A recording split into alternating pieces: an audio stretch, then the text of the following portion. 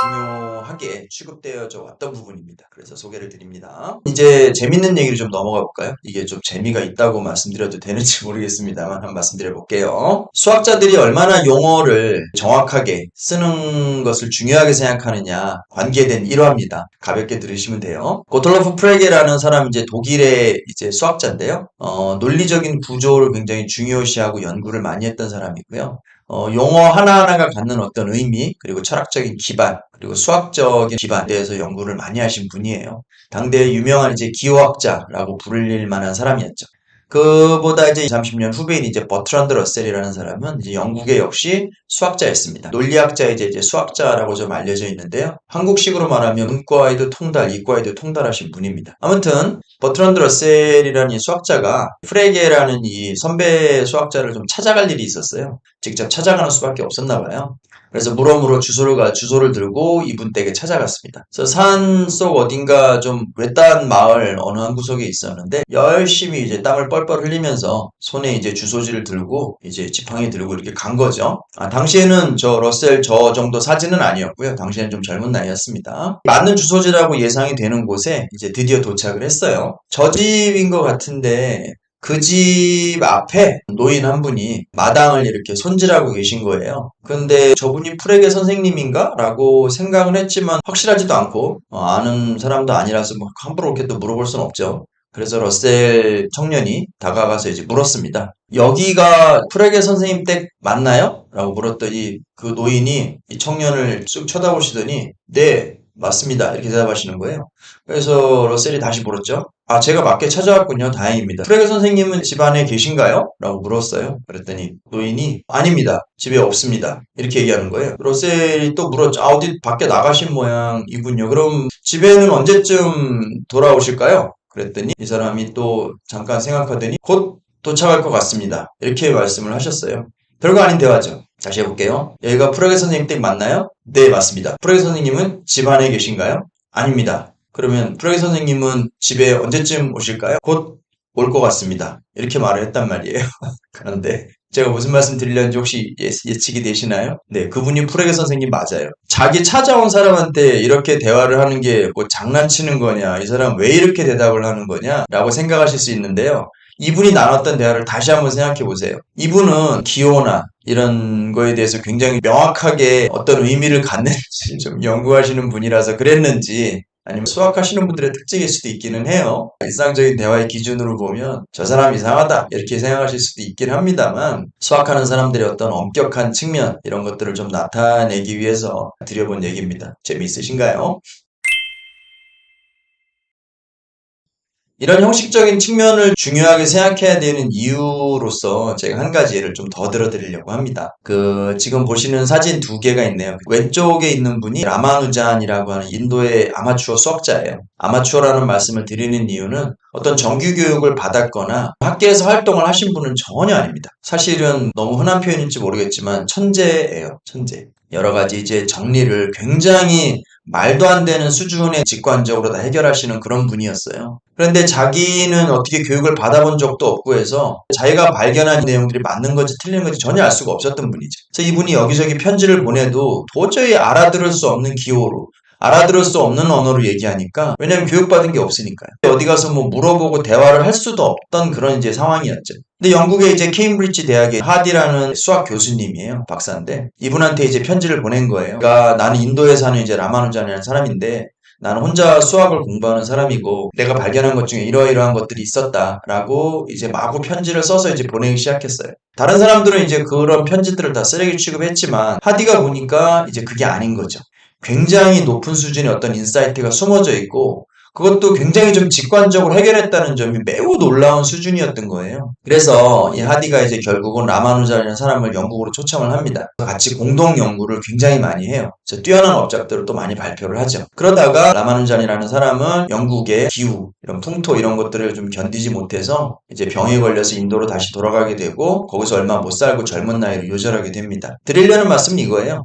라마누잔이라는 사람이 이제 남긴 노트가 있어요. 이제 수십 권이 있는데, 말씀드렸던 대로 라마누잔은 어떤 정기 교육을 받은 사람도 아니고, 우리가 일상적으로 이렇게 쓰는 수학 기호들에 대해서 전혀 친숙하지 않아요. 자기 기호대로 쓰거든요. 그래서 자기 방식대로, 예를 들면 뭐 미분, 적분, 뭐 더셈, 뺄셈 이런 걸 해야 되는데, 전혀 알아들을 수 없는 기호로 쓰는 거예요. 그런데 또 수준은 굉장히 높아요. 게다가 또 증명도 없어요. 이 사람은 어떤 형식적인 이런 증명에 대해서 중요하다고 교육을 받은 적도 없기 때문에 암호 같은 것들이 빼곡히 쌓인 수십 권 노트만 남아있는 거죠.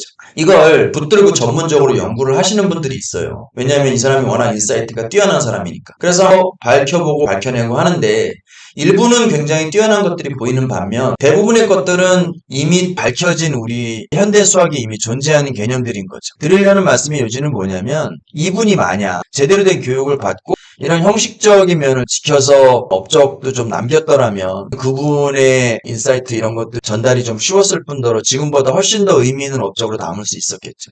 지금도 이분 라마누잔의 노트들은 그대로 쌓여 있습니다. 밝혀내서 해석을 해서 증명을 하는 것도 어려운 일인데, 더군다나 증명을 해서 그렇게 해서 밝혀낸 내용이 실제로 이미 존재하고 있는 내용일 가능성도 많거든요. 결국은 그만큼의 노력을 거기다 투자를 해서 내용을 읽어내야 되는 거냐 라는 것에 사람들이 또 이제 고민이 있는 거죠. 제가 이 사람에 대한 얘기를 주로 어떤 때 해주냐면, 뭐 기존에 있는 방법, 저는 그런 거 말고 좀 더 창의적인 방법으로 해결할 거예요, 이렇게 이제 외치는 학생들이 가끔 있어요. 저는 제 나름대로 창의적인 내용을 창의적인 아이디어로 풀고 싶어요, 이렇게 말하는 학생들이 있거든요. 그런 학생들한테 제가 좀 예로 들어서 설명해 주는 케이스예요. 창의적인 것도 얘야 매우 중요하지만 기존의 거를 공부를 하고 그 다음에 기존에 어떤 업적들이 어떤 형식들이 갖춰져 있는지 보고 그 기반 위에서 네가 펼칠 수 있는 게 정말 이제 의미 있는 창의력이다.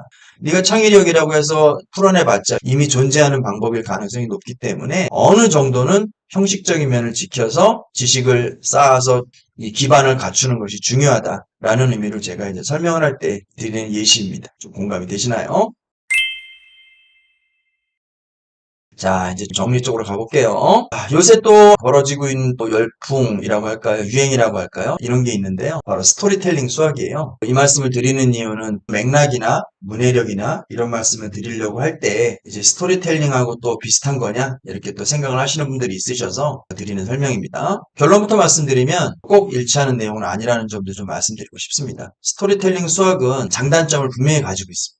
그거에 대해서 좀 설명을 드릴게요. 여태껏 말씀드린 학생들의 문해력이 떨어진, 그리고 읽기 매체에 대해서 학생들이 적응하기 어려운 점들이 분명히 있습니다. 스스로 문장을 읽고 거기에 담긴 뜻을 해석을 하고 그 안에 들어있는 구조를 읽어내야 되는데 너무 어려운 거죠. 더군다나 수학은 논리적인 진행으로 문장들이 발전해 나가기 때문에 학생들 입장에서 딱딱하다고 느끼기가 쉬워요. 그래서 더 거부감이 있죠. 어떻게 해서든 좀 재밌게 만들어주려고 수학 안에다가 상황이나 인물이나 스토리나 이런 것들을 자꾸 끼워넣게 된 거죠. 말은 수학 공부지만 사실은 이제 옛날 얘기처럼 들려서 거부감을 줄이게끔 하려는 의도가 이제 대부분입니다. 그런데 어쩔 수 없는 단점은 제가 보기에는 표현은 좀 그렇지만 슬쩍 담는 거죠. 옛날 얘기처럼 들렸는데 수학 얘기들이 막 담겨 있는 거죠. 마치 약에다가 딸기맛 향을 나는 거죠.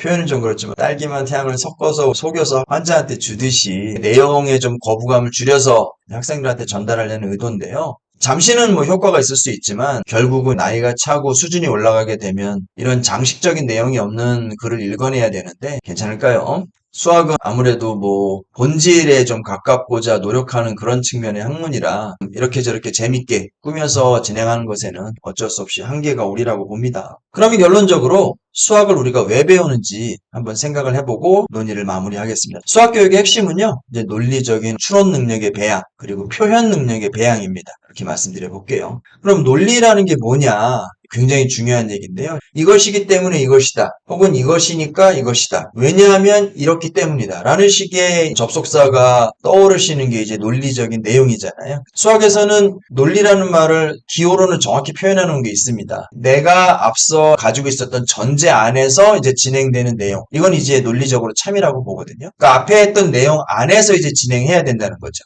그 밖으로 나가면 이제 비논리죠. 비논리라는 게 틀렸다는 게 아니라 이제 근거가 없다는 뜻입니다. 그래서 반드시 자기가 진행하고자 하는 곳의 맥락에 맞게끔 이제 주장을 해야 된다는 게 이제 논리다. 그 정도로만 일단 말씀드릴게요. 결국은 또 우리가 원하는 게 마지막으로 표현을 해야 되는 거잖아요. 수학 문제 답을 쓸 때도 마찬가지고요. 내용이 논리적으로 구성이 되는 게 1차적으로 중요하고요. 또 그에 부합하게 표현할 수 있는 능력까지 갖추게 해주는 것도 문해력을 학생들한테 알려주는 입장에서는 포함되어져야 할 그런 내용이라고 생각을 합니다. 자, 어떠셨습니까? 문해력이 무엇인가에 대해서 수학 공부하고 관련지어서 설명을 해드리려고 했습니다. 이 정도로 마치고요. 이어지는 내용 다음 시간에서 계속 설명드리도록 하겠습니다.